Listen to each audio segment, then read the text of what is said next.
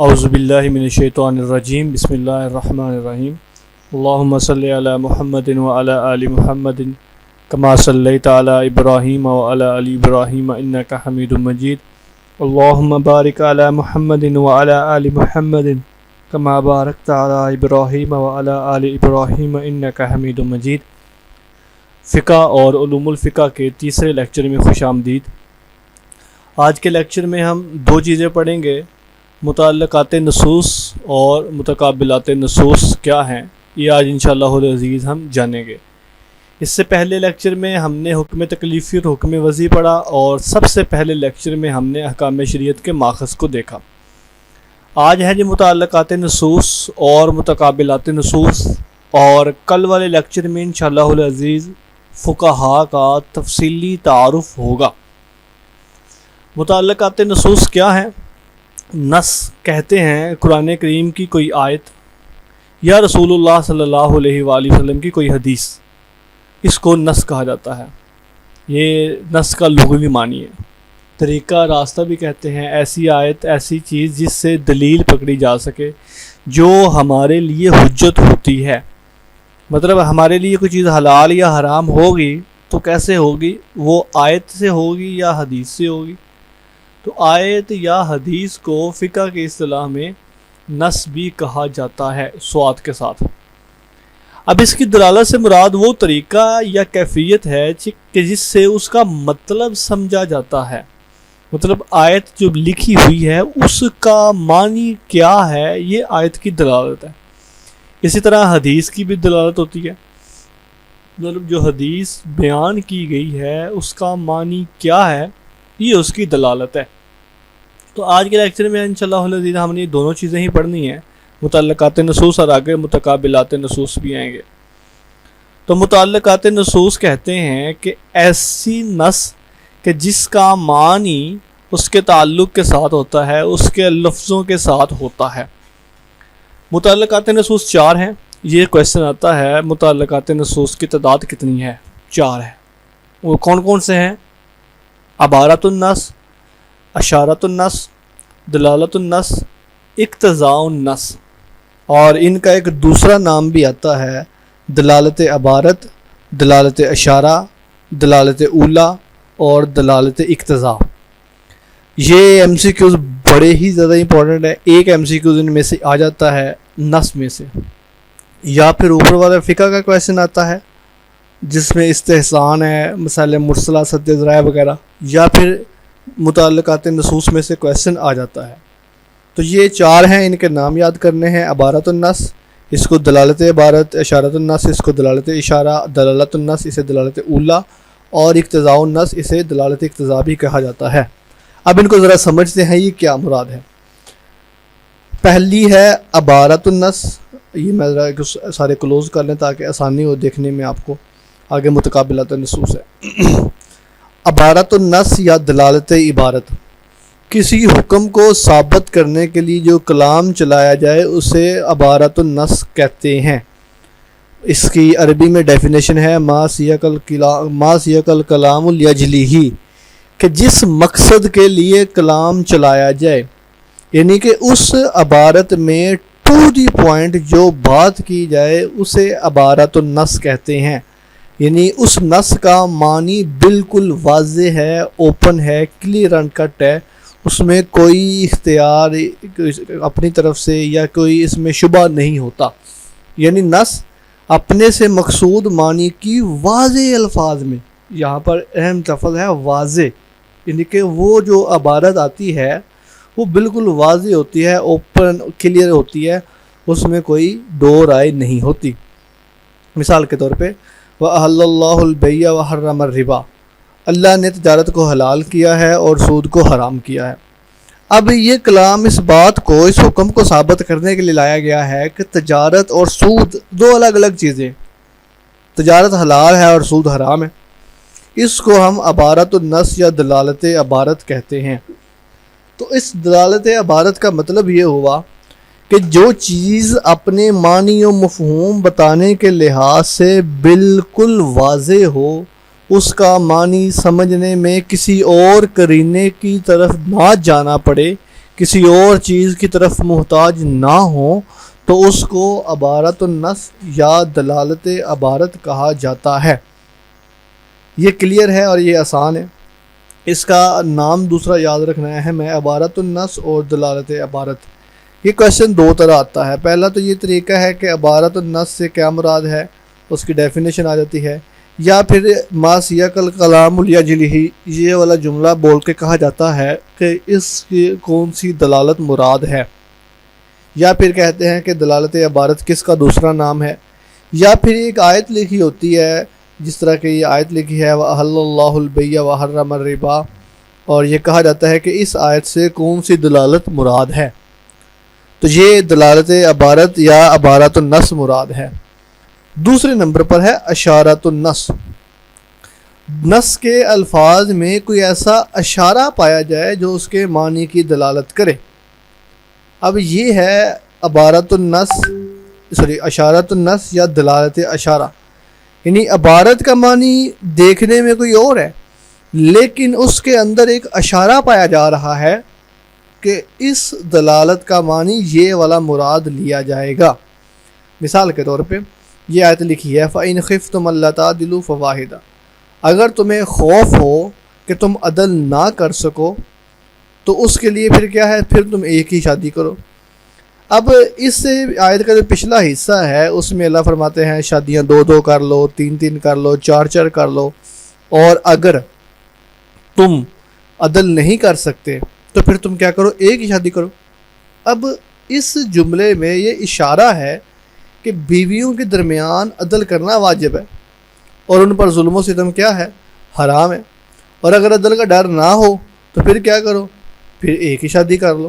یعنی اب عبارت کے اندر یہ لکھا ہوا ہے کہ 2 کر لو، 3 کر لو، 4 کر لو، اچھا نہیں کر سکتے عدل نہیں ان کے درمیان تو پھر کیا کرو، پھر تم ایک ہی کرو۔ یعنی اس کا مطلب یہ ہوگا کہ 2 یا 2 سے زیادہ بیویاں ہوں تو ان کے درمیان عدل کرنا ضروری ہے، اور اگر عدل نہیں کر سکتے تو پھر ایک ہی کرو۔ اس کا مطلب یہ ہے کہ یہ عبارت کے اندر اشارہ پایا جا رہا ہے، عبارت کا معنی یہ دیکھنے میں سمجھ آتا ہے کہ بیویوں کے درمیان عدل کرنا بہت زیادہ ضروری ہے بلکہ واجب ہے۔ تو یہ تھی دلالت اشارہ یا اشارۃ النص۔ تیسرے نمبر پر ہے دلالت نص یا دلالت اولا۔ اس کا مطلب ہے کہ ایک مسئلے میں نص کا حکم کسی دوسرے مسئلے میں اس کے حکم پر از خود دلالت کرے، یعنی ایک مسئلے میں حکم بتا دیا گیا شریعت کا، اور اسی درجے کا، اسی کیٹیگری کا جو ہلکا حکم ہے یا اس سے اوپر والا حکم ہے وہ اس میں آٹومیٹکلی مرج ہو جاتا ہے۔ اولا کا مطلب ہوتا ہے زیادہ بہتر طریقے سے۔ تو یہ مطلب اس کے اگزامپل سمجھے پھر آپ کو سمجھ آئے گی۔ اللہ رب العزت قرآن پاک میں فرماتے ہیں فَلَا تَقُلْ لَهُمَا أُفٍّ وَلَا تَنْهَرْهُمَا، سورہ بنی اسرائیل میں فرمایا کہ ماں باپ کو اف تک نہ کہو اور انہیں جھڑکو بھی نہ۔ اب اس سے یہ دلالت میں ثابت ہو گیا کہ انہیں مارنا بھی حرام ہے۔ اب دیکھیں مار پٹائی، گالم گلوچ، اور اس کی سب سے ہلکی کیٹیگری جو ہے وہ جھڑکنا ہوتا ہے۔ اب جھڑکا جاتا ہے کسی کو پھر گالی دی جاتی ہے، کسی کو ڈانٹا جاتا ہے، ڈانٹنے کے بعد اس کو پھر مارا جاتا ہے۔ تو اب اس ساری کیٹیگری کا سب سے لوسٹ جو پرائس تھی، کہہ لیں لوسٹ لیول جو تھا وہ بتا دیا کہ وَلَا تَنْهَرْهُمَا، جھڑکنا نہیں ہے بلکہ فَلَا تَقُلْ لَهُمَا أُفٍّ، ان کو اف تک نہیں کہنا۔ تو اگر اف نہیں کہنا تو اس کا کیا مطلب ہوگا کہ مار سکتا ہے بندہ ان کو؟ بھائی نہیں مار سکتا، کیونکہ یہ مارنا تو بالاولا اس کے اندر آ جاتا ہے۔ تو یہ ہے دلالت النص یا دلالت اولا، کہ سب سے چھوٹی یا ہلکی سے ہلکی چیز جو ہے وہ بچنا اس کام سے تاکہ بڑا وہ گناہ نہ ہو سکے۔ یا اس کے اگزامپل ایک اور سمجھیے، اللہ فرماتے ہیں وَلَا تَقْرَبُوا الزِّنَا، زنا کے قریب مت جاؤ۔ اچھا قریب نہیں جانا تو پھر کر سکتا ہے ویسے، یہ ایسے بندہ سمجھ لے۔ تو بھائی اب قریب جانا جو اس کا سب سے لویسٹ لیول تھا وہ بیان کر دیا تاکہ بڑا لیول تو ہو ہی نہ۔ تو یہ ہے دلالت النص یا دلالت اولا، کہ چھوٹے سے چھوٹا مسئلہ بھی منع کر دیا جائے تاکہ بڑے مسئلے سے انسان خود باز آ جائے۔ اچھا اس کو فہو کلام یا مفہوم موافقت، قیاس جلی اور دلالت النص، یہ 4 نام ہیں اس کے، اس کو کہا جاتا ہے۔ فہو کلام مفہوم موافقت، قیاس جلی، دلالت النص۔ قیاس جلی کا مطلب ہوتا ہے ہلکا یہ قیاس کیا گیا ہے کہ جس طرح چھوٹی چیز سے منع کر دیا گیا ہے، بڑی چیز سے تو آٹومیٹکلی کیا کیا جائے گا، منع کیا جائے گا۔ اور فحوی کلام کہتے ہیں کلام عبارت کا کلام جو ہوتا ہے، مطلب عبارت کی اس کی کہہ لیں کہ سیاق و سباق سے عبارت کے مفہوم سے یہ بات سمجھ آتی ہے کہ جس طرح اف کہنا منع ہے تو مارنا تو آٹومیٹکلی اس سے کیا ہو جائے گا، منع ہو جائے گا۔ تو یہ تھی تیسری دلالت نص یا دلالت اولیٰ۔ اور چوتھے نمبر پر ہے اقتضاء النص یا دلالت اقتضاء۔ اس کا معنی ہے کہ نص کے الفاظ ایسی چیز پر دلالت کریں کہ اس کا مطلب کسی عقلی یا شرعی طور پر مقدر مانے بغیر سمجھ میں نہ آئے۔ آپ اس کو ایسے سمجھیے کہ کوئی لفظ ہے اور اس کا لفظ ظاہری طور پر کوئی معنی اور ہے، لیکن وہ لفظ یہ تقاضا کرتا ہے، یہ اقتضاء کا جو لفظ ہے یہ تقاضے سے ہے، وہ یہ تقاضا کرتا ہے کہ اس کے اندر ایک معنی اور ہے، اور جب وہ چھپا ہوا معنی اس کے ساتھ لگائیں گے تب جا کر بات کلیئر ہوگی۔ مثال کے طور پہ حرمت علیکم امہاتکم، تمہاری مائیں تمہارے اوپر حرام ہے۔ اب دیکھو ماں تو حرام نہیں ہوئی ہے، ماں کے ساتھ تو نکاح حرام ہوا ہے، لیکن یہاں پر اسلام کہہ رہا ہے کہ تمہارے اوپر تمہاری مائیں حرام ہے، قرآن مجید اللہ فرما رہے ہیں۔ تو یہاں پر یہ سمجھ آتی ہے کلام کا تقاضا ہے کہ یہاں نکاح ہن کے الفاظ محذوف ہیں، جیسے کہ پھر عبارت اس طرح ہوگی حرمت علیکم نکاحہن امہاتکم، کہ تمہارے اوپر تمہاری ماؤں کے ساتھ نکاح کرنا حرام ہے۔ اب نکاحہن کا جو لفظ ہے یہ ہمیں سیاق و سباق سے پتہ چلے گا کہ یہاں پر یہ محذوف ہے۔ کیوں؟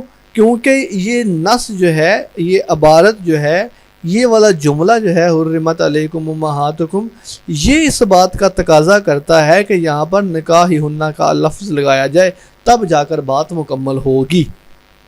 تو یہ اقتضاء النص تھا، دلالت اقتضاء بھی جسے کہتے ہیں کہ عبارت کے اندر ایک معنی پوشیدہ ہو، اور جب تک وہ پوشیدہ معنی نہیں لگایا جاتا تب تک بات اچھی طریقے سے، مکمل طریقے سے سمجھ نہیں آتی ہے، جیسا کہ یہ ایگزامپل تھی حرمت علیکم امہاتکم۔ تو اب یہ جو چار عبارتیں میں نے آپ کے سامنے لکھی ہیں، عبارت النص، اشارت النص، دلالت النص اور اقتضاء النص، یہ اسی ترتیب سے اپنی قوت کا لحاظ رکھتی ہیں۔ سب سے قوی دلالت عبارت ہے، اس کے بعد دلالت اشارہ ہے، اس کے بعد دلالت اولیٰ ہے، اور چوتھے اور آخری نمبر پر دلالت اقتضاء ہے۔ ان چاروں دلالتوں کو دلالت منطوق بھی کہا جاتا ہے، یہ بھی ایم سی کیو ہے، دلالت منطوق بھی کہا جاتا ہے۔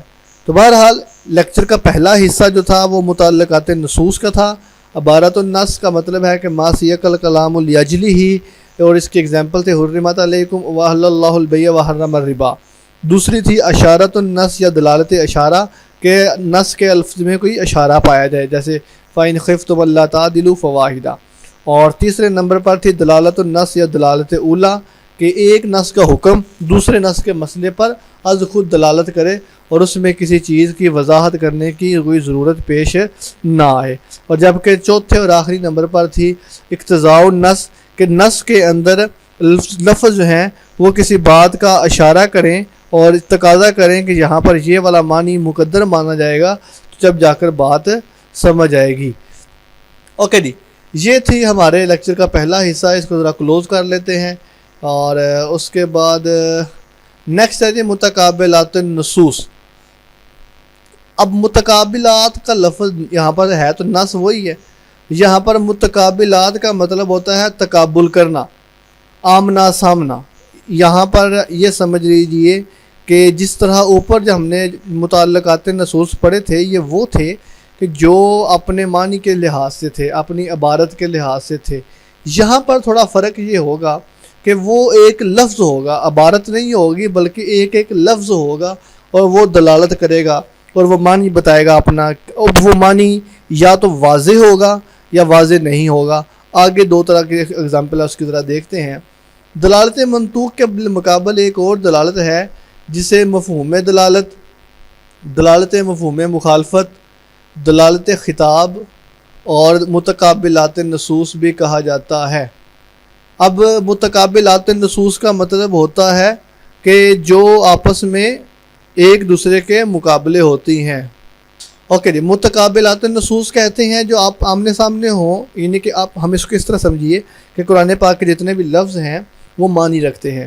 اب ان کا کچھ کا معنی واضح ہے اور کچھ کا معنی واضح نہیں ہے، یہ آپ نے سمجھنے ذرا۔ کچھ معنی کیا ہے؟ واضح ہیں، اور کچھ معنی واضح نہیں ہیں۔ اب یہ جو معنی واضح ہیں وہ 4 ہیں، اور جو معنی واضح نہیں ہیں وہ بھی 4 ہیں۔ یہ میں کوشش کر رہا ہوں کہ آپ کو مشکل سی جو چیز ہے وہ آسان سے ورڈنگ میں سمجھا سکوں، وہ یہ متقابلات النصوص جو ہے۔ اب دیکھیں، لفظ جو بھی ہے قرآن مجید کا وہ یا تو واضح ہوگا یا واضح نہیں ہوگا۔ جب واضح ہوگا تو وہ 4 طرح کا ہوگا: ظاہر، نص، مفسر، محکم۔ یہ 4 قسمیں ہیں لفظ واضح ہونے کے اعتبار سے۔ اب یہ نہیں کہ فرض کریں کہ لفظ واضح ہے تو وہ واضح بھی کیسا ہوگا؟ وہ ظاہر ہوگا یا نص ہوگا یا مفسر ہوگا یا محکم ہوگا۔ اور جب واضح نہیں ہے تو پھر وہ 3 طرح کا ہوگا: یا تو خفی ہوگا، یا مشکل ہوگا، یا مجمل ہوگا، یا متشابہ ہوگا۔ اور یہ 4 سے 4 ملا کر 8 بن جاتی ہیں۔ یہ جس ترتیب سے لکھی ہیں اسی ترتیب سے یہ متقابلات میں جاتی ہیں۔ ظاہر، ایک لفظ ظاہر ہوگا اور ظاہر کے مقابلے میں خفی ہوگا۔ ایک لفظ نص ہے تو نص کے مقابلے میں مشکل ہے۔ ایک لفظ مفسر ہے تو اس کے مقابلے میں مجمل ہے۔ ایک لفظ محکم ہے تو اس کے مقابلے میں متشابہ ہے۔ تو یہ واضح ہونے کے اعتبار سے 4 اور واضح نہ ہونے کے اعتبار سے 4 ہیں، اور یہ چاروں اقسام آمنے سامنے ہوتی ہیں، اس لیے ان کو متقابلات نصوص کہا جاتا ہے۔ یہ میں نے بتا دیا، ظاہر کے مقابلے میں خفی، مفسر کے مقابلے میں مجمل، نص کے مقابلے میں مشکل، محکم کے مقابلے میں متشابہ۔ اب ہم ان سب کو پہلے ہم جو ہیں واضح ہونے کے اعتبار سے پڑھ لیتے ہیں۔ 4 لفظ ہیں، پہلے ہم دیکھ رہے ہیں، یہ پہلے ظاہر ہے، اس کے بعد نص ہے، اس کے بعد مفسر ہے اور محکم ہے، اس کے بعد خفی ہے، مشکل ہے، مجمل ہے اور متشابہ ہے۔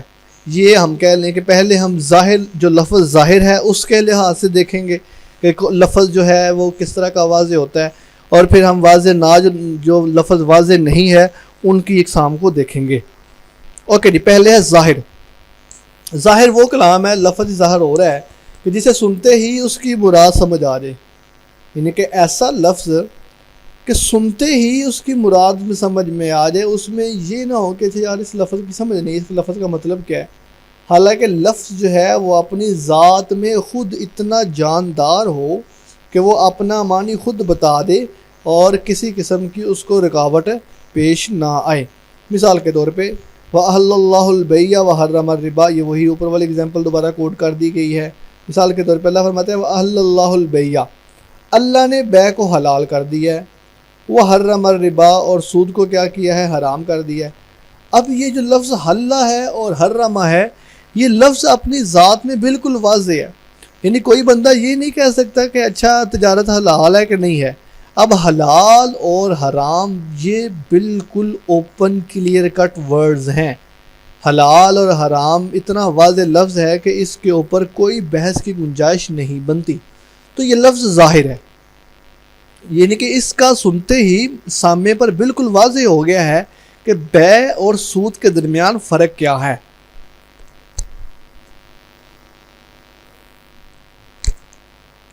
اللہ اکبر۔ اوکے جی، اور اس کے ساتھ دوسرا لفظ ہے نص۔ اب دیکھیں، ظاہر اور نص دونوں میں سے ہر ایک کی تعویل ہو سکتی ہے۔ اگر وہ مطلق ہے تو اس کو مقید کر لیا جاتا ہے، عام ہے تو خاص کر لیا جاتا ہے۔ نص کا معنی واضح ہوتا ہے اور دیگر معنی کا احتمال نہیں ہوتا۔ اب یہ فرق ہے تھوڑا سا۔ اب جس طرح ظاہر میں یہ تھا کہ لفظ بالکل واضح اور اوپن ہے، اسی طرح نص کا بھی جو معنی ہے یہ بالکل واضح ہوتا ہے، لیکن نص کا معنی ہوتا ہے بالکل واضح اور اس میں دیگر معنی کا احتمال نہیں دیا جا سکتا، جبکہ ظاہر میں دیگر معنی کا احتمال بھی موجود رہتا ہے۔ وہ کیسے؟ آگے اس کی تفصیل آتی ہے، ذرا ایک اگزامپل دیکھیں۔ فَانْكِحُوا مَا طَابَ لَكُم مِّنَ النِّسَاءِ مَثْنَىٰ وَثُلَاثَ وَرُبَاعَ، اللہ فرماتے ہیں تم نکاح کرو جو عورتیں تمہیں اچھی لگیں، 2 2 3 3 اور 4 4۔ یہاں کلام کو یہ بیان کرنے کے لیے چلایا گیا ہے کہ مرد ایک وقت میں زیادہ سے زیادہ کتنی شادیاں کر سکتا ہے۔ اب یہ دیکھیں، یہاں پر رباع کا لفظ آ کر یہاں پہ رک جاتا ہے، چار چار پر بات کی جاتی ہے. تو اگرچہ اب دیکھیں اوپر والا لفظ زیادہ اتھینٹک تھا, وہاں پر ڈائریکٹ اللہ نے کہا حلال ہے, حرما حرام ہے. یہاں پر اسلام نے فن کی, اب یہاں پر اگر سمجھ لیں فن کی ہو جو لفظ ہے, یہ یہاں پر اس عبارت کے اندر آپ کہہ لیں کہ یہ ظاہر ہے, یعنی کہ نکاح کرنا. اور مثنا و ثلاثہ و رباع, یہ جو لمٹ لگا دی ہے اسلام نے, یہ اصل میں نص ہے. ہم اس کو ایسے سمجھ لیں کہ یہ جو ہے یہ نص ہے. کیونکہ اس میں 4 تک جا کر حد بتا دی ہے کہ 4 تک میکسیمم کر سکتے ہیں, اس سے زیادہ نہیں کر سکتے. تو ظاہر اور نص دونوں لفظ کا معنی واضح ہوتے ہیں, بس فرق یہ ہے کہ نص کا معنی ہوتا ہے اور اس میں دیگر معنی کا احتمال نہیں ہوتا, جبکہ ظاہر میں دیگر معنی کا احتمال بھی موجود ہوتا ہے. اوکے جی, تیسرے اچھا یہاں پر تھوڑا سا ایسے سمجھ لیجیے کہ یہ ایک دفعہ ملتے جلتے ہی ہیں. جو ہم کویشچن آتا ہے ہمارا وہ ظاہر اور اس کے مقابلہ جات کے جو لفظ ہیں ان میں زیادہ تر آتا ہے. تیسرے نمبر پر ہے مفسر. مفسر لفظ کا لغوی معنی ہے تفسیر کرنے والا. وہ کلام ہے کہ جس کی مراد متکلم کے بیان سے ایسی ظاہر ہو کہ اس میں تعویل و تخصیص کا احتمال نہ رہے. ایک ایگزامپل دیکھیے, اللہ فرماتے ہیں فجلدوہم 80 جلدہ, ان کو 80 کوڑے مارو. اب یہاں پر پہلے لفظ ہے فجلدوہم, ان کو مارو. اب یہ مجمل ہے, یہ تو کہہ دیا کہ ان کو مارو, کوڑے مارو. کتنے کوڑے مارنے یہ تو اسلام نے بتایا ہی نہیں. لیکن اس کے فوراً بعد ایک لفظ آ گیا ہے جو کہ یہ لکھا ہوا ہے 80 جلدہ, 80 کوڑے مارنے ہیں. تو فجلدوہم لفظ ہو گیا مجمل, یعنی یہ مجمل ہے, یعنی کہ اس میں بالکل بات واضح نہیں ہے. اور 80 جلدہ جو ہے اس نے آ کر اس کی تفسیر کر دی ہے, اس کی وضاحت کر دی ہے کہ بھئی کوڑے مارنے ہیں تو کتنے مارنے ہیں, 80 جلدہ, 80 کوڑے مارنے ہیں. تو یہ لفظ کی آگے وضاحت. اب یہ جو 80 جلدہ کا لفظ ہے, یہ لفظ جو ہے یہ مفسر ہے. کیونکہ اس نے پچھلے جملے کی کیا کی ہے, آگے آ کر وضاحت کی ہے. اسی طرح اللہ فرماتے ہیں اقیموا الصلاۃ, نماز قائم کرو. اب نماز کیسے قائم کرنی ہے, اس کی وضاحت, اس کی تفسیر حدیث میں ہے کہ صلوا کما رأیتمونی اصلی, ایسے نماز پڑھو جیسے کہ مجھے نماز پڑھتا ہوا دیکھتے ہو. سب سے قوی جو دلالت ہے وہ ظاہر ہے, اس کے بعد جو ہے وہ نص ہے, تیسرے نمبر پر مفسر ہے, اور چوتھے نمبر پر محکم ہے. محکم کہتے ہیں کہ جس کا اپنا ایک حکم ہوتا ہے جو بالکل واضح ہوتا ہے اور اس میں کوئی تعویل قبول نہیں کرتا. اوپن اینڈ کلیئر کٹ وہ بات ہوتی ہے, اس میں مطلق مقید عام خاص نسخ وغیرہ کچھ بھی استعمال نہیں ہوتا. اور جی ہماری جتنی بھی عبادات ہیں یا اس کے علاوہ ایمانیات ہیں, اسلامی احکامات ہیں, وہ ساری کی ساری جیسا کہ نماز ہے, روزہ ہے, زکوٰۃ ہے, حج ہے, دیگر شعائر اسلام ہے. اب ان کے بارے میں اسلام نے کلیئر کٹ حکم دیا ہوا ہے, اقیموا الصلاۃ, نماز قائم کرو, وآتوا الزکوٰۃ, زکوٰۃ ادا کرو, اور آگے پھر زکوٰۃ, حج, روزہ وغیرہ. اب یہ سارے کیا ہیں, یہ محکم ہے, ان میں باقاعدہ حکم دیا گیا ہے. اچھا جی, اب یہ چاروں ترتیب کے اعتبار سے ہیں. جب ان میں تعارض آ جائے تو اس وقت اعلیٰ پر عمل کریں گے, ادنا کو چھوڑ دیں گے. سب سے بڑی ظاہر ہے, اس کے بعد نص ہے. اگر نص اور ظاہر میں تعارض ہو تو نص پر عمل کریں گے کیونکہ ظاہر سے اعلیٰ ہے, اور اگر نص اور مفسر میں تعارض ہو تو مفسر پر عمل کریں گے, یہ نص سے اعلیٰ ہے. اور اگر مفسر اور محکم میں تعارض ہو تو پھر محکم پر عمل کریں گے کیونکہ یہ مفسر سے اقویٰ ہے. یہ تھے متقابلات نصوص میں 4 وہ قسمیں جو ظاہر ہونے کے اعتبار سے تھیں, ظاہر, نص, مفسر, واضح ہونے کے اعتبار سے ظاہر, نص, مفسر, محکم. اب ان کے مقابلے کی جو ہے وہ 4 دیکھ لیتے ہیں. لیکچر کا آخری حصہ جو ہے ہمارا, پہلے نمبر پر ہے خفی. یہ ظاہر کے مقابلے میں ہے, یہ بھی MCQs ہے.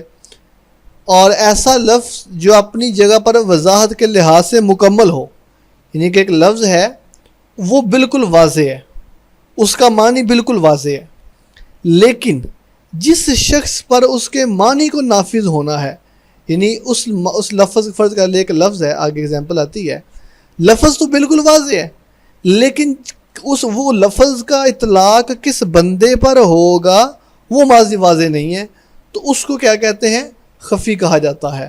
مثال کے طور پہ وسارق وسارقۃ فاقطعوا ایدیہما, چور اور چوری, جب چور مرد اور چور عورت جو ہے اس کا کیا کرنا ہے, ہاتھ کاٹ دینا ہے.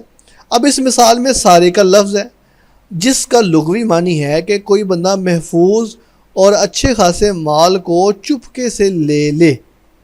اب جب سارق بولیں گے تو واضح طور پر یہی معنی ذہن میں آ جائے گا.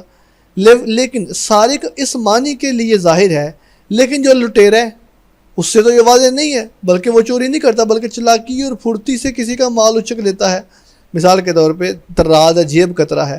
تو اب سارق لفظ کا معنی یہ ہے کہ محفوظ طریقے پر جو مال پڑا ہوا ہے، جو ہم نے بڑے دھیان سے رکھا ہوا ہے، اس کو وہ بڑے چوری چھپے طریقے سے اور چھپ کے، یعنی کہ بغیر کسی کو بتائے وہ لے جاتا ہے. لیکن اب ایک طراز ہے، اس کے اوپر یہ حکم نافذ نہیں ہوگا. نباش جو کفن چور ہے اور جو دوسری چھوٹی موٹی چوریاں کرتا ہے، اس کے اوپر کیا حکم لگے گا؟ اس میں اختلاف ہے. سارق کا لفظ تو واضح ہے، یعنی کہ قرآن نے سارق کو بتا دیا یہ چور ہے اور چور کی سزا ہاتھ کاٹنا ہے، یہ بھی واضح ہے. لیکن چور لفظ جو سارق ہے، اس کی امپلیمنٹیشن جو ہے وہ کس بندے پر ہوگی یہ واضح نہیں ہے، تو اس کو ہم خفی کہتے ہیں. طراز کا کام یہ ہے کہ وہ مالک کی موجودگی میں مال جھٹ سے لے لیتا ہے، اور نباش کا کام یہ ہے کہ قبروں سے کفن نکال لیتا ہے. اب ان دونوں معنی میں غور کریں تو پتہ چلتا ہے کہ طراز مالک کی موجودگی اور بیداری میں مال لیتا ہے، جیسا کہ جیب کٹ جاتی ہے اب. اور سارق سے زیادہ مفہوم اس میں موجود ہے، اسی بنا پر اس کا نام بھی طراز الگ سے رکھ دیا گیا. اور نباش مردے سے اس کا کفن اٹھا لاتا ہے، تو اس میں مفہوم اخذ کچھ کم اور ہلکا ہو گیا، کیونکہ مردے کو تو جان بھی نہیں ہے اس کی اور وہ بیدار بھی نہیں ہے، اس لیے اس کا نام بھی الگ نباش رکھ دیا گیا. اب غور کریں کہ معنی کی پوشیدگی معنی میں کسی کمی کی بنا پر ہے یا زیادتی کی بنا پر. اگر معنی میں پوشیدگی زیادتی کی بنا پر ہے تو ظاہر آیت نص کا حکم اس پر بھی لاگو کریں گے، وگرنہ نہیں. چنانچہ طراز میں زیادتی کے معنی ہے، لہٰذا ہاتھ کاٹنا اس پر نافذ کریں گے. کیوں؟ کیونکہ اس نے مالک کی موجودگی اور بیداری میں اس سے سامان چھینا ہے، جبکہ چور جو ہوتا ہے وہ سوئے ہوئے سامان چھینتا ہے. اور نباش میں معنی کی کمی ہے کیونکہ اس کے اوپر وہ والا حکم نہیں لگ سکتا. اس کی ریزن یہ ہے کہ اس نے ایک ایسے مالک کا یعنی کہ کفن چرایا ہے کہ اللہ معاف کرے، جو سویا ہوا ہے اور وہ زندہ بھی نہیں ہے. تو بہرحال خفی کی ڈیفینیشن آپ اتنا ہی سمجھیے کہ کسی بندے کا کوئی لفظ جو ہے اپنے معنی کے لحاظ سے تو بالکل واضح ہو، لیکن جس شخص پر وہ معنی نافذ ہونا ہے، امپلیمنٹیشن ہونی ہے، وہ بندہ واضح نہ ہو. اس کے بعد ہے مشکل، یہ نص کے مقابلے میں ہے اور اس کے اندر پائے جانے والے کسی سبب کی بدولت معنی واضح نہیں ہوتا. یعنی آپ اس طرح سمجھ لیجئے کہ ایک ہی لفظ کے ایک سے زیادہ معنی پائے جاتے ہیں. اب سمجھ نہیں آ رہا کہ کون سا معنی لینا ہے، جو مرضی لے لیں وہ دونوں ہی ٹھیک ہوتے ہیں. مثال کے طور پہ ایگزامپل دیکھیے، والمطلقات یتربصن بانفسہن ثلاثۃ قروء، کہ جو متعلقہ عورتیں ہیں وہ اپنا انتظار کرے 3 قروء تک. اب یہ جو لفظ قروء ہے، یہ والا ایم سی کو بڑا امپورٹنٹ ہے، یہ ایم سی کو ایک دفعہ آیا بھی ہے. اب قروء کے لغت میں 2 معنی ہیں. قروء کا معنی حیض بھی ہے اور قروء کا معنی طہر بھی ہے. یعنی عورتوں کی 2 سچویشنز ہوتی ہیں، ایک ان کی حیض کی سچویشن ہوتی ہے جس میں ان کو مینسز ہوتے ہیں، ڈیٹ ہوتی ہے، اور دوسری سچویشن ان کی طہر کی حالت ہوتی ہے، پاکی کی حالت ہوتی ہے. تو قرآن پاک کہتا ہے کہ جو متعلقہ عورتیں ہیں جن کو طلاق ہو گیا وہ 3 قروء تک ویٹ کریں، اگلی ان کی عدت 3 قروء ہے. اب یہاں پر اختلاف ہے. امام ابو حنیفہ کے نزدیک یہاں پر قروء سے مراد حیض کے لفظ ہے، اور امام شافعی کے نزدیک یہاں پر قروء سے مراد طہر ہے، پاکی ہے. حالانکہ لغت میں دونوں معنی کی گنجائش ہے، جو مرضی رکھ لیں. تو اب یہ لفظ مشکل ہو جائے گا، یعنی کہ لفظ جو ہے، اب یہ لفظ کیا ہے؟ مشکل ہے. مشکل کیوں ہے؟ کہ اس کے اندر ایک سے زیادہ معنی پائے جا رہے ہیں، اور جو مرضی معنی لے لیں وہ سارے معنی ٹھیک ہوتے ہیں. تو اس لیے اس میں مشکل پائی جا رہی ہے، سمجھ نہیں آ رہی کہ کون سا معنی لیں گے. تو بہرحال یہ قروء کے معنی میں ایک دفعہ ایسا کویشچن بھی آیا تھا کہ امام ابو حنیفہ کے نزدیک قروء سے مراد ہے حیض، طہر، پاکی، ناپاکی وغیرہ.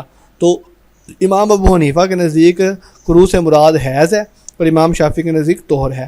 تو یہ مشکل ہے. سیکنڈ لاسٹ ہے مجمل. یہ مفسر کے مقابلے میں ہے، اور یہ پہلے بتا دیا گیا ہے، جیسا کہ اوپر اگزامپل گزری تھی ہماری. اگر یہ دیکھیے فجلدوہم 80 جلدہ، یہ والی مثال. تو یہ جو لفظ ہے پہلا فجلدوہم، ان کو مارو، تو یہ کیا ہے؟ مجمل ہے. ان کو کیا مارو یہ سمجھ نہیں آ رہی، لیکن آگے 80 جلدہ نے اس کی آ کر وضاحت کر دی ہے کہ آپ نے کیا کرنا ہے 80 کوڑے مارنے ہیں. اسی طرح مجمل یعنی کہ ڈیفینیشن دیکھیں جس کے مراد اس کے سیگے ہی کی وجہ سے اتنی پوشیدہ ہو کہ کسی خارجی قرینے سے پوشیدگی دور نہ ہو. مثال کے طور پہ آگے دیکھیے اس کی اگزامپل. نماز کے لیے اللہ تعالیٰ نے لفظ استعمال کیا ہے الصلاۃ. اس کے معنی دعا کے ہیں. اب دعا کیسے کی جائے, کس وقت کی جائے, طریقہ کیا ہے, کچھ نہیں معلوم. یعنی کہ نماز, اللہ نے کہا نماز پڑھو. اب یہ لفظ مجمل ہے. نماز پڑھنی ہے, کیسے پڑھنی ہے, کہاں پر پڑھنی ہے, کون سے طریقے ہیں, کون سے رکن ہیں, کون سے شرائط ہیں, یہ ساری چیزیں اللہ تعالیٰ کے نبی نے بیان کی ہیں. تو شارع نے نماز کو پڑھ کر بیان کر دی ہے لوگوں کے سامنے کہ اگر آپ بیان نہ کرتے تو معنی پوشیدہ رہتے, لہذا لوگ صلاۃ المجمل لفظ ہو جاتا. یعنی کہ اللہ کے نبی نے نماز کا حکم دیا ہے قرآن مجید نے, تو یہ مجمل ہے. اور اس کا جو مفسر ہے وہ حدیث مبارکہ ہے جس میں قرآن پاک کے علاوہ حدیث میں بھی وضاحت ہے نماز کس طرح پڑھنی ہے. اس طرح زکوٰۃ مجمل ہے, حج مجمل ہے, اور کئی ایسے لفظ ہیں جو مجمل ہیں. بعض دفعہ ان کی تفسیر اس سے اگلے لفظ میں ہوتی ہے, بعض دفعہ قرآن کے کسی دوسرے حصے پر ہوتی ہے, اور بعض دفعہ تفسیر حدیث میں ہوتی ہے. جیسا کہ جب حضرت آدم اور حضرت حوا کا قصہ اللہ رب العزت قرآن پاک میں بیان کرتے ہیں تو وہاں پر لفظ آتے ہیں کہ حضرت ابراہیم نے کچھ کلمات اپنے رب سے سیکھے, اور ایک جگہ پڑھا تھا انہوں نے استغفار کیا, دعا مانگی, بخشش مانگی. تو وہ دعا کون سی ہے؟ وہ ایک تیسرے مقام پر اللہ رب العزت فرماتے ہیں کہ ربنا آتنا فی الدنیا حسنۃ وفی الآخرۃ حسنۃ وقنا عذاب النار. یہ انہوں نے دعا کی. اور دوسری دعا تھی ربنا ظلمنا انفسنا وان لم تغفر لنا وترحمنا لنکونن من الخاسرین. تو وہ جو وہاں پر لفظ مجمل تھا کہ صرف دعا مانگی, اس کا مفسر جو ہے وہ کسی اور صورت میں ہے جس میں یہ بتایا گیا ہے کہ اللہ کے حضرت آدم نے یہ والی دعا مانگی تھی. لہذا زکوٰۃ اور حج کے الفاظ یہ سارے مجمل ہوں گے. ان کا جو مفسر ہے وہ قرآن میں بھی ہو سکتا ہے اور حدیث میں بھی ہو سکتا ہے. اوکے, لاسٹ ہے جی محکم کے مقابلے میں متشابہ. اور متشابہ کہتے ہیں کہ جس کے معنی ظاہر نہیں ہوتے اور کسی کو پتہ بھی نہیں ہوتا.